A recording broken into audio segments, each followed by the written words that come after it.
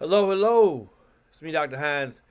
Um, I'm gonna start doing a series specifically for my seniors in high school. Um, I really want you all to finish across, you know, everything that you're doing. Make sure that you start what you finish strong. But what I'm saying necessarily doesn't have to go, to high school seniors. They can go for anybody. And it's about the benefit of positive thought.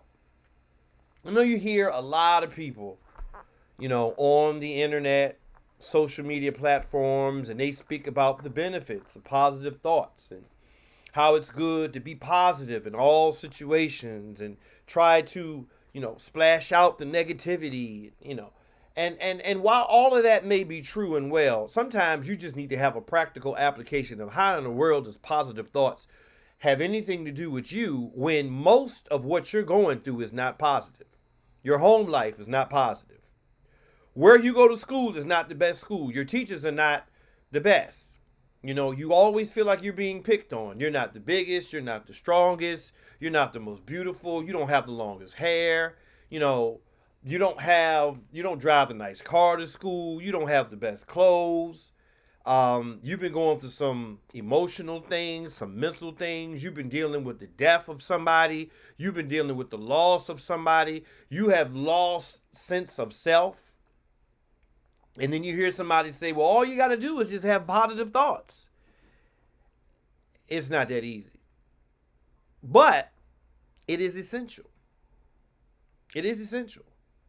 Because at some point, and I say this to every student I have ever interacted with, as bad as you think your situation currently is, I promise you there's someone out there that has it 10 times worse than you. And some of you are probably thinking, what could be worse than what I'm going through? I'm an adult. I recently, found out that I've been served papers for divorce. I don't have a way to take care of myself and my children.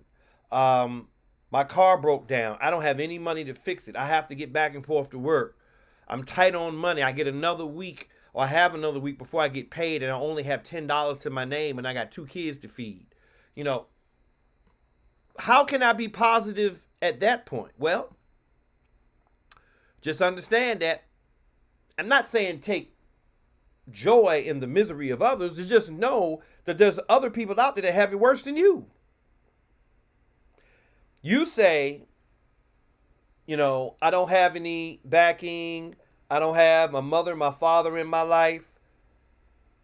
But do you have somebody in your life that you can talk to?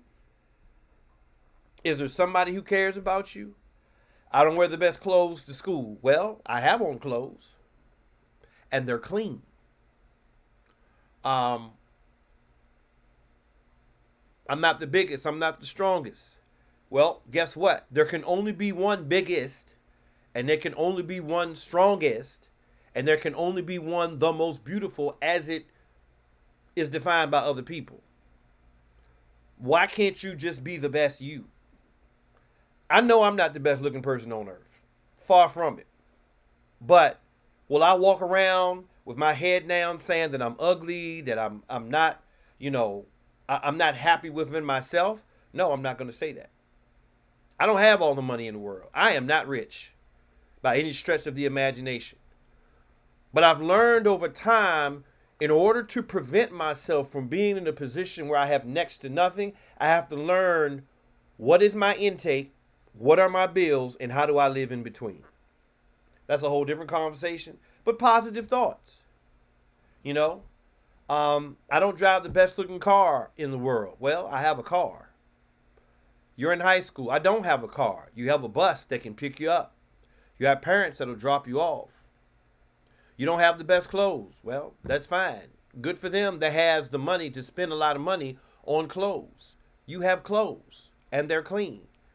And so it's kind of like flipping the negativity into a reality and saying, I'm just going to be happy with myself. And today, when I get up and I go to school, I'm going to do the best I can today. I'm going to go to all my classes and I'm going to get to each class to the best of my ability on time.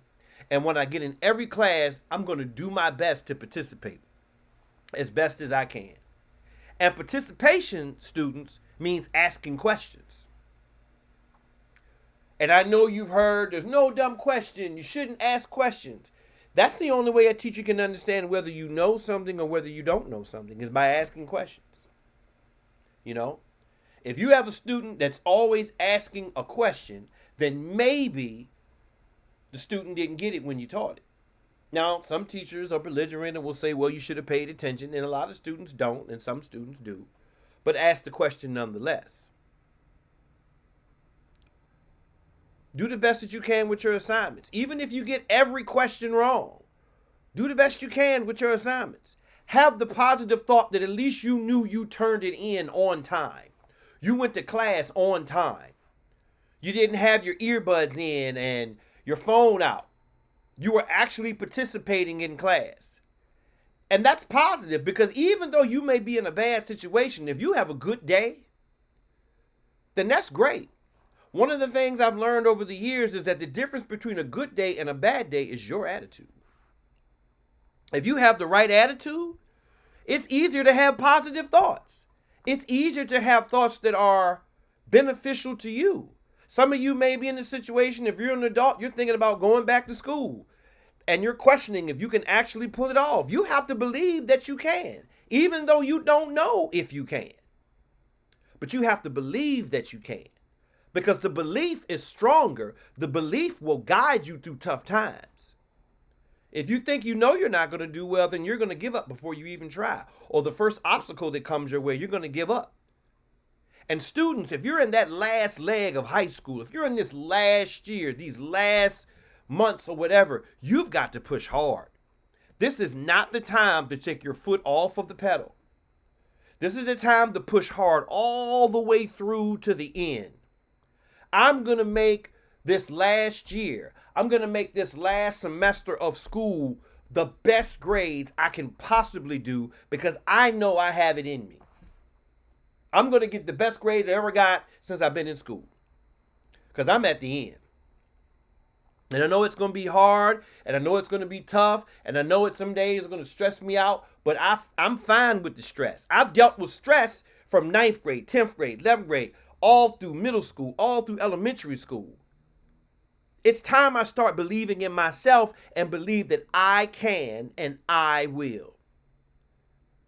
Those are 4 words I always teach kids that you say, and I think it works for adults too. I can and I will. I can get up on time. I will get to work on time. I can get up on time and be at school on time and go to all of my classes on time. I can go to every class and participate, and I will get good grades. You got to have the I can, I will mentality. Even when stuff gets tough, I can and I will. Because having positive thoughts, if you have more positive thoughts than negative thoughts, then the I can, I will can work. This is Dr. Hines. Until next time.